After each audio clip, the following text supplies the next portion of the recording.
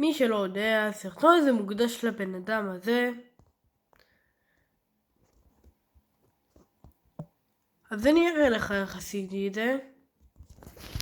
אתה נכנס קודם לברול סטארס, וזה נטען לך.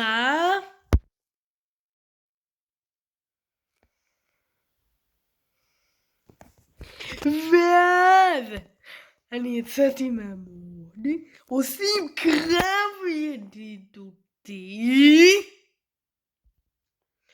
עושים משאבי מצב, הולכים להכי בסוף, מחפשים את מכת מחט ושמים אותה, ואחרי זה נכנסים למשחק, ואחרי זה יש לך מלא דברים. לדוגמה לתיבות גם יש חיים אחד.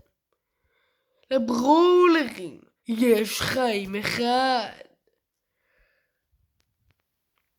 כמו לחיים של בני האדם. לא חשוב לקחת קוביות כוח או לא. סתם יבזבז לך את הזמן. אז ככה עשיתי את זה. אז שים סאב ולייק עכשיו.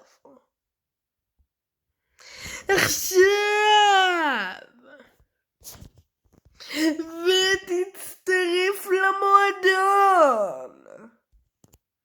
עכשיו.